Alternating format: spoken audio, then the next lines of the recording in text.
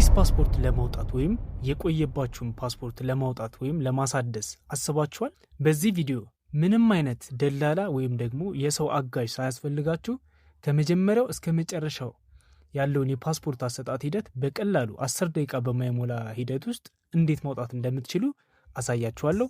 ተከታተሉ።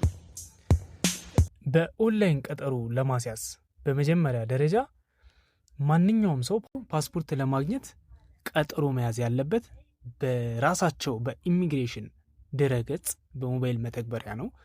ወይም www.passport.gov.et ላይ ገብታችሁ ፓስፖርታችሁን እንዴት ቀጠሮ እንደምታስይዙ የተለያዩ ቪዲዮዎች አሉ። በእነሱ አማካኝነት ፓስፖርታችሁ ቀጠሮ ማስያዝ ነው ማለት ነው። መረጃ ስትሞሉ ስማችሁን በትክክል እስከ አያታችሁ ድረስ እድሜ፣ የትውልድ ቦታና ሌሎች የግል መረጃዎችን በትክክል ማስገባት መቻል ያስፈልጋል። ከዛም በኋላ ቦታ ለመምረጥ እዛው ቀጠሮ የምታስይዙበት ዌብሳይት ላይ ፓስፖርቱ የት መውሰድ እንደምትፈልጉ ምናልባት አዲስ አበባ ወይም ክልል ቅርንጫፎች ላይ መምረጥ ያስፈልጋል ማለት ነው። ወደ ሁለተኛው ስቴፕ ስንሄድ ክፍያ መፈጸም ነው። ፎርሙን ሞልተው ከጨረሱ በኋላ የክፍያ ማዘዣ ቁጥር ይሰጡታል። ከዛ እነዚያ የክፍያ አማራጮች አሉ፣ ቴሌብርና ሲቢኢ ብር ማለት ነው። በትክክል የሚሰሩ የታደሱ የባንክ ሂደቶች ናቸው። ማሳሰቢያ፣ በዚህ አጋጣሚ ክፍያውን ካልፈጸሙ ቀጠሮ በፍጹም አይጸናም ማለት ነው። ወይም ደግሞ ክፍያውን ስትጨርሱ ብቻ ነው ቀጠሮ የሚያዝላችሁ። ወደ ሶስተኛው ስንሄድ አስፈላጊ ሰነዶችን ማዘጋጀት ነው። እንግዲህ ለቀጠሮ የሚሆን የተለያዩ ሰነዶችን መያዞችን መርሳት የለባችሁም። አንደኛ የቀበሌ መታወቂያ ኦሪጂናሉን እና ፎቶኮፒውን አብራችሁ ትይዛላችሁ። የልደት ካርድ ወረቀት ያስፈልጋል። ኦሪጂናሉንም ፎቶኮፒውንም፣ የክፍያ ደረሰኝ፣ የክፍያ ማረጋገጫ ሜሴጁንም ከስልካችሁ ላይ ማጥፋት የለባችሁም። ለማደስ ከሆነ የድሮን ፓስፖርት ብቻ ነው የምትጠቀሙት። መታወቂያውና ናሽናል አይዲው ፋይዳው እንዳለው ነው ማለት ነው። በዚህ አጋጣሚ የናሽናል አይዲ ወይንም ደግሞ የፋይዳ በሁሉም የፓስፖርት አወጣት ሂደት ላይ እንደሚያስፈልግ ከወዲሁ እንድታውቁት እፈልጋለሁ።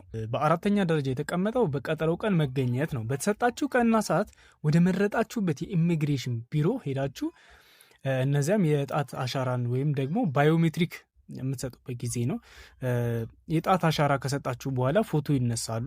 ሂደቱን ሲጨርሱ ፓስፖርት የሚደርስበትን ቀን እንግዲህ የሚገልጽ ወረቀት ይሰጣችኋል ማለት ነው። እዛው አሻራውን ከሰጣችሁ በኋላ ወረቀት ይሰጣችኋል፣ መች እንደሚደርስላችሁ የሚገልጽ ወረቀት ማለት ነው።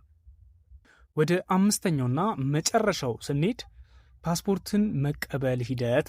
ፓስፖርቱ ሲደርስ እንግዲህ በስልክ በአጭር የጽሁፍ መልእክት ወይም ኤስኤምኤስ ይላክሎታል። በፖስታዊ በኩል በአካል በመሄድ ፓስፖርቱ መረከብ ይችላሉ ማለት ነው።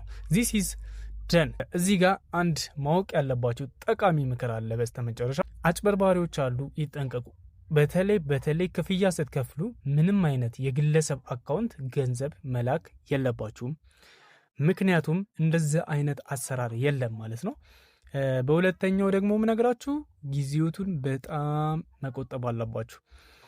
በቀጠሮ ሰዓት እንዳያልፍ ቀደም ብሎ መገኘት ያስፈልጋል። ምክንያቱም በጣም ወረፋ ስለሚበዛ ቀድማችሁ ተገኝታችሁ ፓስፖርታችሁን እጃችሁ አስገብታችሁ ወደምትሄዱበት ሀገር መዘጋጀት ያስፈልጋል ማለት ነው። ፓስፖርትን እንግዲህ 10 ደቂቃ ባልሞላ ጊዜ ውስጥ ማንም ጋር መሄድ ሳይጠበቅባችሁ ከሀስከፈ ይህንን ይመስላል። ይህ ቪዲዮ ይጠቅማል ብላችሁ ካሰባችሁ ሼር አድርጉት። ቪዲዮ ብዙ ቦታ እንዲደርስ ደግሞ ላይክ አድርጉት። ለዚህ ቻናል አዲስ ከሆናችሁ ሰብስክራይብ በማድረግ ቤተሰብ መሆን እንችላለን። በተረፈ በያላችሁበት ምችት ይበላችሁ። መልካም ጊዜ። እወዳችኋለሁ። ኢትዮጵያ ለዘላለም ትኑር።